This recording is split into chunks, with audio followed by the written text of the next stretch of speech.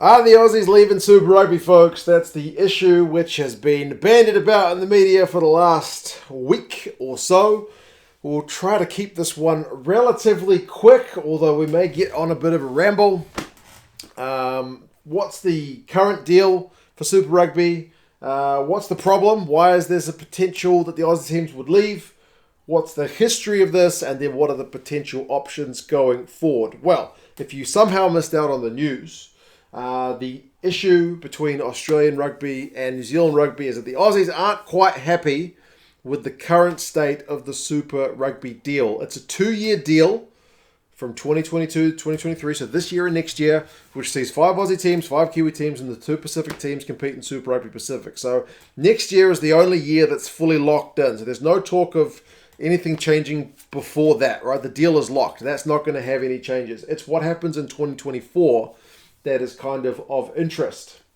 Now, the issue for the Aussies is they feel like they're getting basically shortchanged out of the current deal because New Zealand rugby in the current deal makes a lot more money than the Aussies do.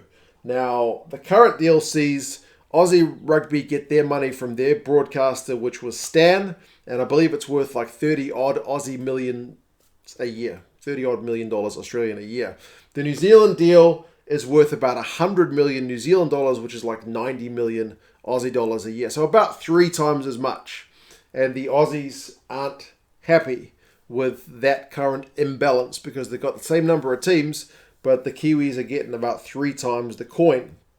Now, you may ask yourself, firstly, why is this playing out in the media? And that's a good question. I also hate the fact this is playing out in the media. Apparently, Hamish McLennan, who's the chairman of Aussie Rugby, told his New Zealand counterpart, Stuart Mitchell, over dinner the other day that nothing was locked in for 2024. They weren't, particularly keen to get anything sorted with the current arrangements. And how this ended up playing in the media, it was reported in Fox. They got an exclusive scoop on this somehow. I'm not sure if this was a leak or if McLennan actually spoke to Fox. Personally, it just strikes me as bizarre because Fox is the company who previously had the rights to rugby in Australia and have several times kind of published stories which put rugby in a bit of a negative light because they've got a bit of an agenda there. But it's playing out in the media. So if you guys are South Africans watching this, you're probably thinking, we made a pretty good call on either leaving or being pushed from the old style of Super Rugby. So, yes, it's playing out in the media. The Aussies aren't happy with the deal.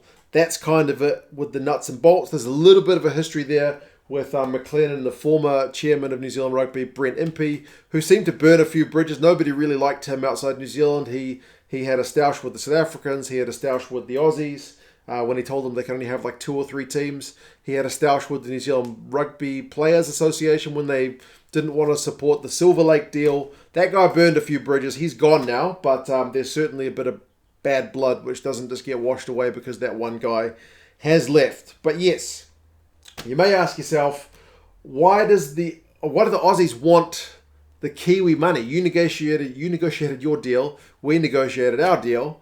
Just kind of, sucks for you that you didn't get as much money. Well, you could argue that, and the guys on the breakdown certainly argued that, although there is a fact that they are kind of partners, so there's an incentive to want to both be succeeding and not just one succeed and see the other fail. But also, when you look at the history of Super Rugby, there's a history of revenue sharing.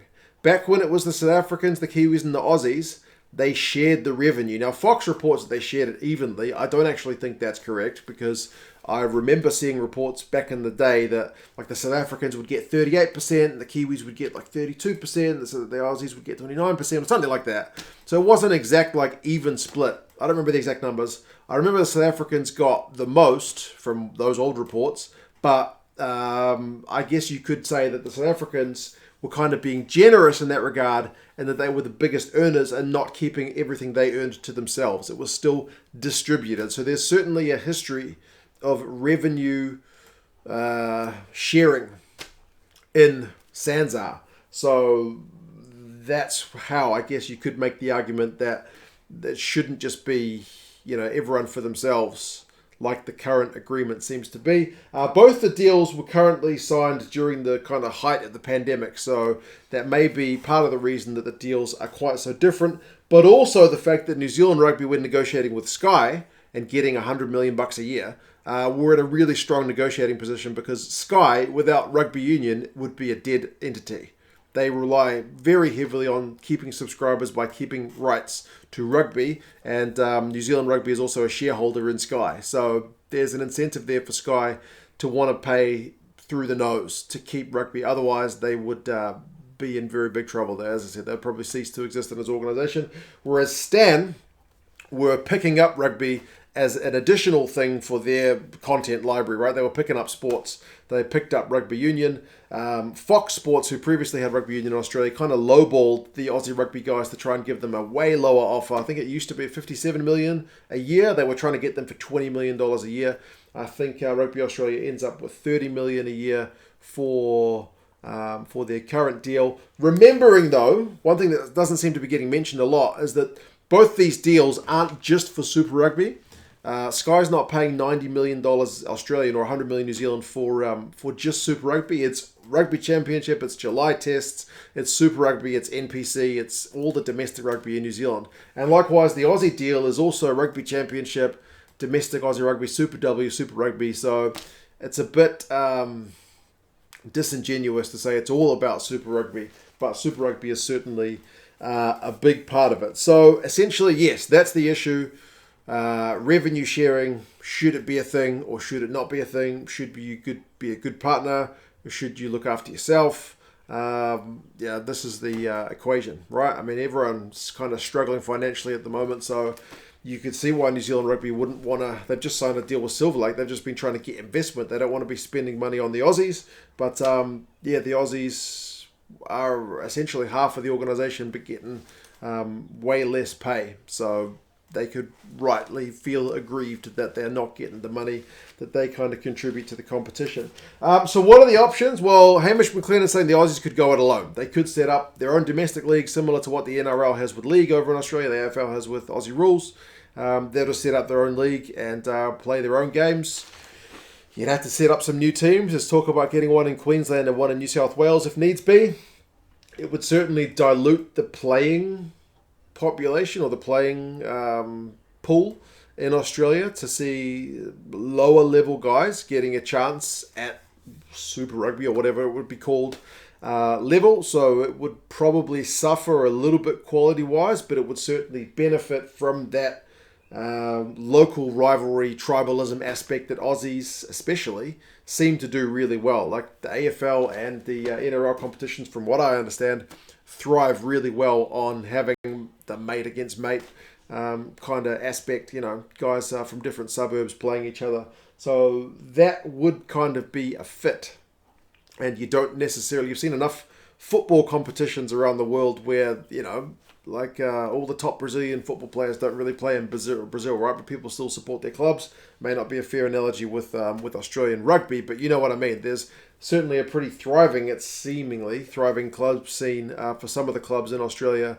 So you could see people get behind teams for those local matches. But whether it's, I can't see it getting close to the NRL or the AFL personally, because I've been in Australia and seen in the newspaper that rugby union news is pretty hard to find. That's the option for the Aussies. Where that would leave the Kiwis if the Aussies left, I'm really not sure. There's some Kiwis talk about going back to the old NPC competition here in NZ. I cannot see that happening. I don't see it being possible. Not as our top tier competition. The NPC is pretty much relegated at the moment to that kind of second tier feeder competition at the moment. But there's been talk about including Japan, but man, Japan just got their own league sorted. They switched to a fully professional competition for their Japanese League One. They're not going to want a part of this. At best, I could see them maybe competing in some kind of Champions Cup style competition where, like, maybe New Zealand has their own comp, Australia has their own comp, kind of like we have with AU and Aotearoa, and then they meet together with like a Trans-Tasman thing. You could maybe entice some teams to play in that. But there's no Japanese teams who are going to want to sign up for a regular competition with either of these jokers, to be honest. They've got their house in order for the most part, seemingly. So, yes, that's pretty much it, folks. That's it in a nutshell.